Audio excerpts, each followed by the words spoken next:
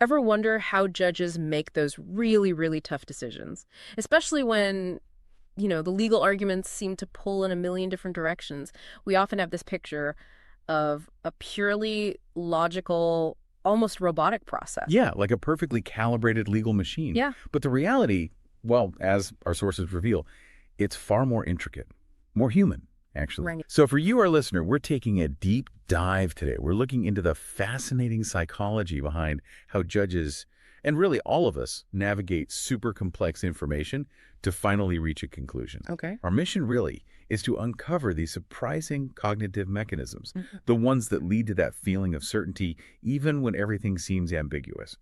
It's kind of a shortcut to understanding the very heart of decision-making. Okay, let's unpack this then, because before we dive headfirst into the courtroom complexities, maybe we should establish some building blocks, like what is an inference exactly? Good starting point, My yeah. understanding is it's not just like stating a fact you already know. It's more like taking what you know and figuring out something new from it. Right. It's exactly right.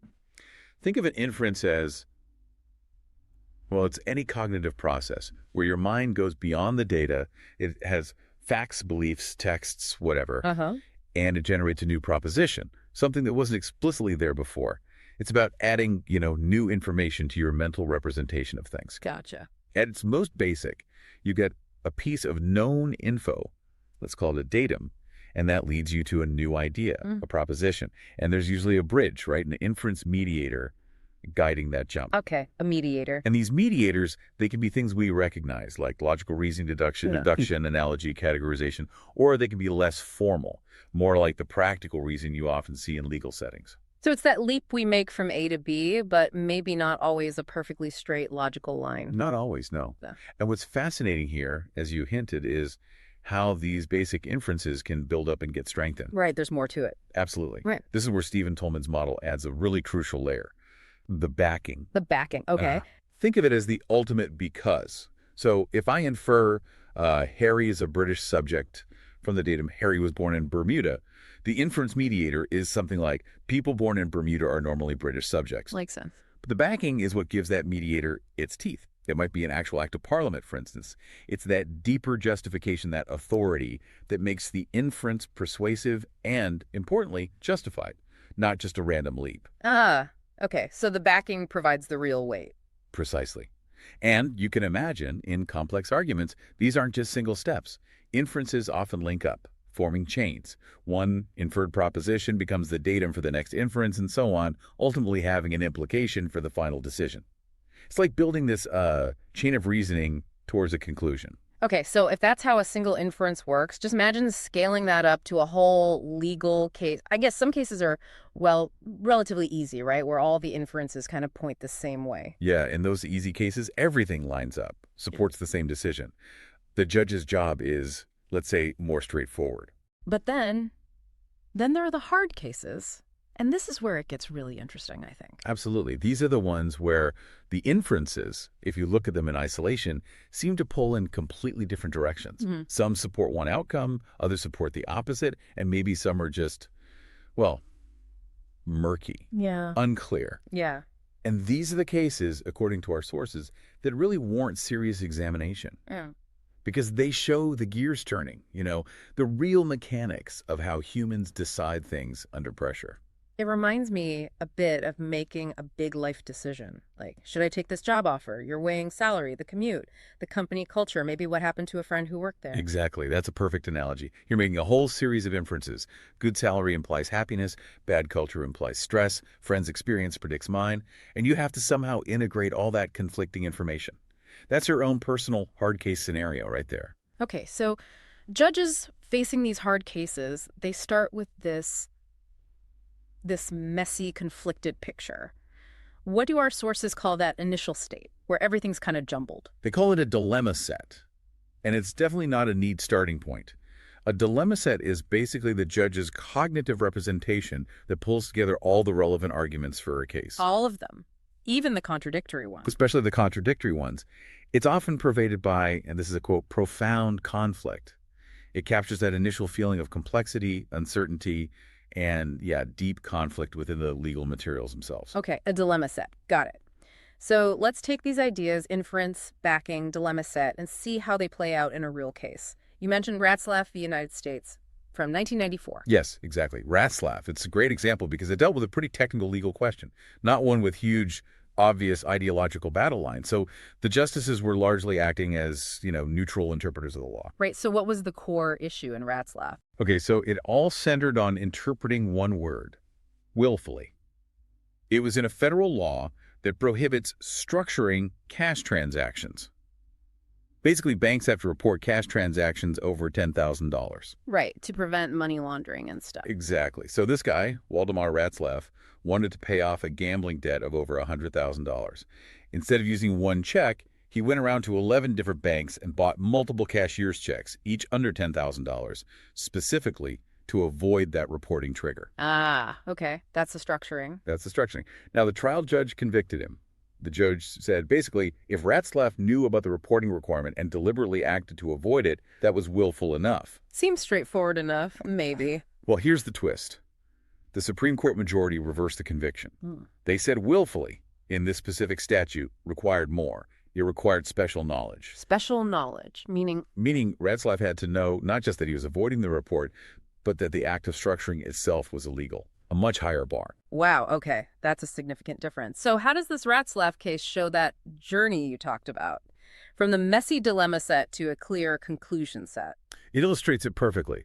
The sources break down the initial dilemma set for the justices. It revolved around about 6 main issues, including interpreting willfulness, figuring out legislative intent, things like that.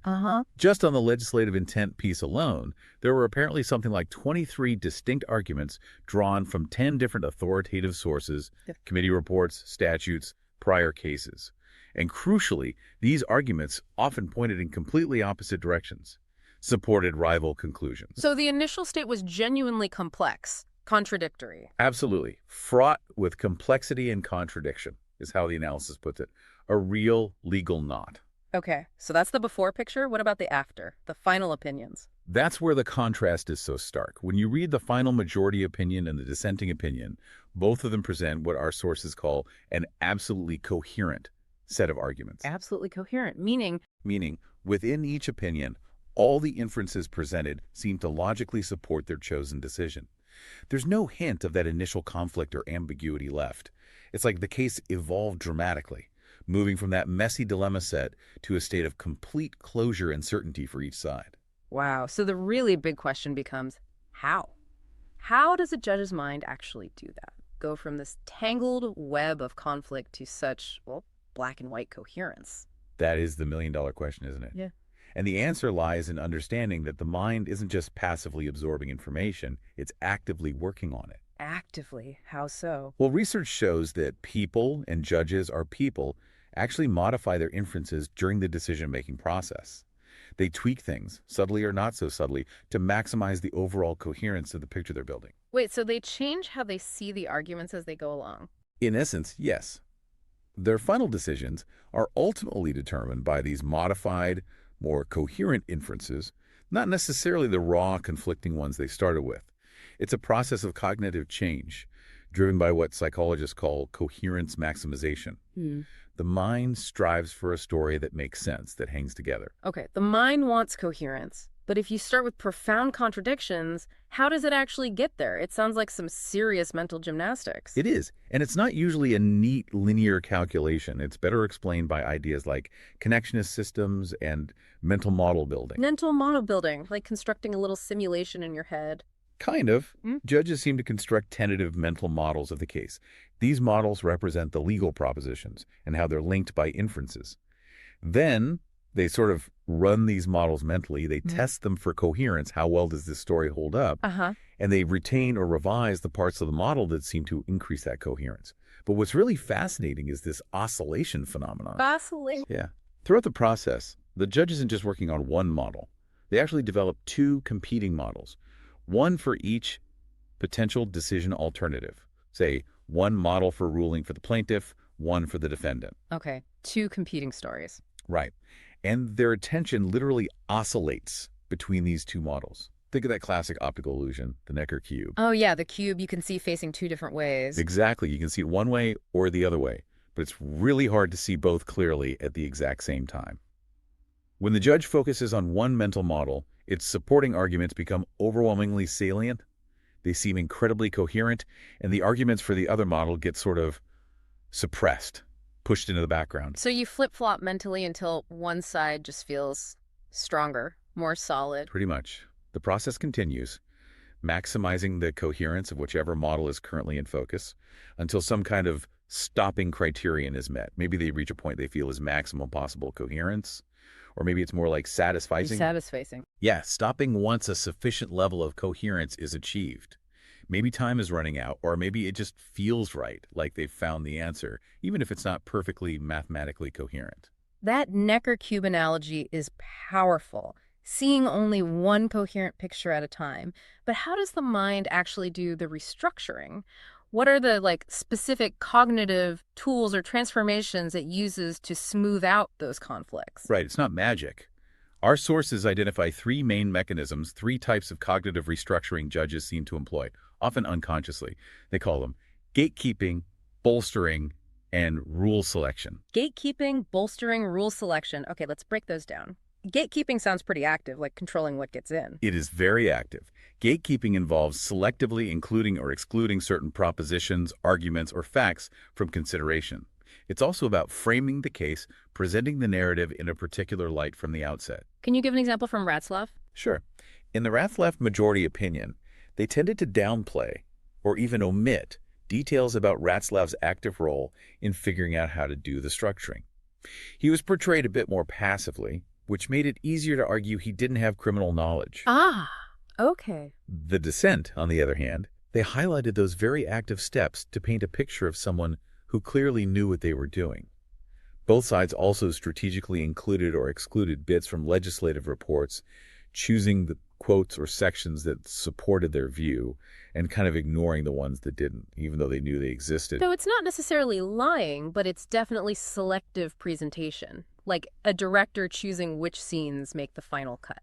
That's a great way to put it. It's about controlling the information flow into the coherent model being built. Okay, what about the second one? Bolstering. Bolstering is a bit more moderate, maybe.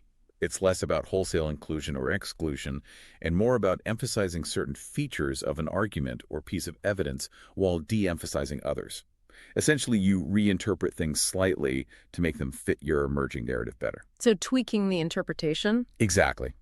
Justice Cardozo, a very famous judge, once candidly noted that a judge must permit himself a certain margin of misstatement. It sounds bad, but he meant this kind of subtle reshaping. And the legal scholar Carl Llewellyn, he actually documented, get this, 64 techniques judges use just to handle precedent past cases. 64, wow. Yeah. Techniques ranging from faithfully following a precedent to expanding it, avoiding it, distinguishing it, saying this case is different, or even effectively killing it off. It shows just how much interpretive flexibility is built into the system. So how did bolstering play out in Ratzlaff? Well, the justices looked at the very same 1986 Senate report, but interpreted it quite differently. They bolstered their readings by focusing on different phrases, arguing about the grammatical significance of things, like the phrase "in addition," all to make the report seem to support their respective conclusions about what willfully meant. Same text, different emphasis, different result. Okay, that makes sense. It's subtle but powerful. And the last one, rule selection. Rule selection is about choosing which interpretive rule or principle to apply when multiple, often competing rules could potentially fit. Like choosing which tool to use. Yeah, exactly. Think about those contradictory proverbs we have, like many hands make light work versus too many cooks spoil the broth. Yeah, right. We tend to pull out the one that conveniently supports whatever point we're trying to make at the moment, don't we? Often without even thinking about it. Guilty as charged. So judges do that too, but with legal rules. Essentially, yes. Llewellyn, again, famously found 28 pairs of opposing canons rules of statutory interpretation. He called them thrust and parry rules, noting that for almost any rule there was an opposing one a judge could choose instead. That's incredible. And the Ratzlaff opinions were a perfect example. The majority argued strongly for a contextual interpretation, looking at the broader purpose and context of the law. The dissent, meanwhile, championed a textual interpretation, sticking very strictly to the literal words of the statute. Two different valid approaches leading to opposite conclusions. So gatekeeping, bolstering, rule selection. These are the mental maneuvers happening behind the scenes. Right. And what's crucial to remember is that our sources suggest these processes aren't typically about judges being deliberately deceptive or manipulative. It's more like the mind's inherent, often unconscious, way of wrestling with ambiguity and conflict to construct a narrative that feels coherent and justifiable. It sounds like this incredibly complex, almost invisible mental dance is happening, but are the judges themselves even aware of it, aware that they're gatekeeping, bolstering, selecting rules in this way? That's one of the most striking findings. Generally, no. Psychological research consistently shows that people are largely unaware of the cognitive restructuring going on in their own minds as they make decisions. Really? Unaware. Yeah. They don't consciously notice their inferences shifting or their interpretations changing. In fact, people often struggle to recall their original beliefs or assessments before the decision process started. They tend to misremember them as being consistent with their final conclusion all along. Wow. So the memory itself gets revised. It seems so. And this lack of awareness is crucial because it preserves the feeling, the perception that the legal materials themselves, the statutes, the precedents, remained unchanged and objective throughout the process. It masks the subjective mental transformations that occurred. Our sources call this the illusion of objectivity. The illusion of objectivity. Because the judge feels objective even while their mind is actively shaping the arguments. Precisely. They feel constrained by the law as they now perceive it after the coherence-building process is complete. So if this whole restructuring process is largely unconscious, how do judges describe how they reach their decisions? Especially in those really tough cases. They can't say, well, my connectionist network settled into a stable state. No, definitely not. They often resort to describing it as a hunch. A hunch, like a gut feeling. Sort of, but it's more nuanced than just a random guess. Judges are usually very aware of the content of their decision, what they decided, and they feel incredibly confident about it. But they often have very limited conscious access to the intricate process that led them there. So the answer feels obvious, but they can't quite explain why it's obvious. Exactly. The conclusion feels obvious, yet somehow inexplicable. William James, the great psychologist, put it beautifully. When the conclusion is there, we have always forgotten most of the steps preceding its attainment. Forgotten the steps. Yeah. Another judge, Judge Hutchison, described it vividly as that intuitive flash of understanding which makes the jump spark connection between question and decision. And Justice Cardozo used that wonderful metaphor of clarity emerging, like the fog filling from the obscured problem. Like the answer just crystallizes out of the confusion. Right. So the hunch isn't necessarily unprincipled or arbitrary. It's often a judge's honest, candid description of experiencing a genuine feeling of certainty that arises from all this complex, demanding, but largely unconscious cognitive work. It explains why judges can express such remarkably high levels of confidence even when the initial data, the dilemma set, was riddled with conflict. They feel the coherence they've constructed. Okay, so the judge arrives at this point of deep, felt certainty, this coherent conclusion, largely through these unconscious processes. How does that internal state then translate into the formal judicial opinions we actually read? Those seem so structured, so logical. That's a key point. Those opinions are essentially snapshots. They aren't a diary of the messy, back-and-forth, oscillating decision process. Yeah. Right, not the raw footage. Exactly. They're the polished, final image of the coherent mental model after the decision has been reached. The opinion articulates the reasons that the judge, now in that state of coherence, perceives as best supporting the decision. And sometimes maybe they even add more reasons after the fact. Yes, that happens too. There's often a post-decision process of rationalization. Once the choice is made, the judge or their clerks might actively seek out additional information, more precedents, stronger quotes, or authoritative texts to further bolster the chosen conclusion. This padding, as the sources call it, makes the final opinion appear even more coherent, almost inevitable, and singularly correct. So it's like building an even stronger case after the internal verdict is already in. In a way, yes. Oh. And crucially, the opinion embodies the chosen mental model. It champions that model's arguments and actively ignores, downplays, or refutes the arguments that supported the rejected alternative model. Ah, because they're only seeing one side of the Necker cube clearly by then. Precisely. That deep discrepancy between the two competing models, the intense conflict of the initial dilemma set, is never really confronted simultaneously in the final written opinion. This selective focus contributes significantly to that confident, sometimes unshakable tone you often find in judicial writing. This whole perspective, it really sheds light on that long-standing debate in legal theory, doesn't it? Between legal formalism, the idea that judges just find or discover the law, and legal realism, the idea that they actively create or make law. It absolutely does. This psychological model offers a kind of bridge, suggesting that judges can genuinely feel constrained by the law. They can truly experience finding the right answer within the legal materials because they are constrained by the coherent mental model they have constructed. Even if that model itself was shaped by unconscious processes like gatekeeping and bolstering. Exactly. So their subjective experience of certainty, their feeling of simply applying the objective law, isn't necessarily a conscious deception or mere rhetoric. It can be a genuine psychological artifact of achieving that state of cognitive coherence.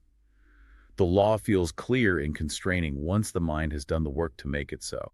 So while we should read opinions knowing they might be padded or present a selective picture, They still remain incredibly valuable sources of data.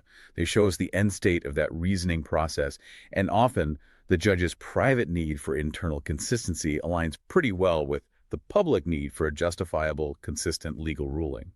So the reasons given aren't just random justifications, they reflect what became coherent for the judge. wow, what a journey we've taken today, seriously. From the basic idea of an inference all the way up to the complex, conflicting dilemma set of a Supreme Court case like Ratzlaff. We've seen how the judicial mind isn't passive, but actively restructures information, often unconsciously, to arrive at a decision that feels powerfully coherent. Yeah, exploring those mechanisms, the gatekeeping, the bolstering, the rule selection, it really changes how you think about legal reasoning. Absolutely. And understanding the hunch, not as some random guess, but as this genuine feeling of certainty that emerges from deep, often hidden cognitive work. It's fascinating. It really is. And maybe this raises an important final thought for you, the listener, to consider.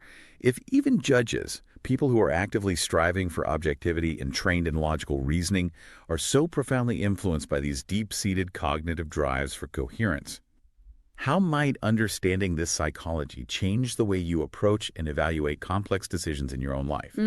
What hidden conflicting dilemma sets might you be wrestling with right now? And how might your own mind be unconsciously gatekeeping, bolstering, and selecting rules to construct its own seemingly obvious conclusion sets, maybe without you even fully realizing it? Something to think about.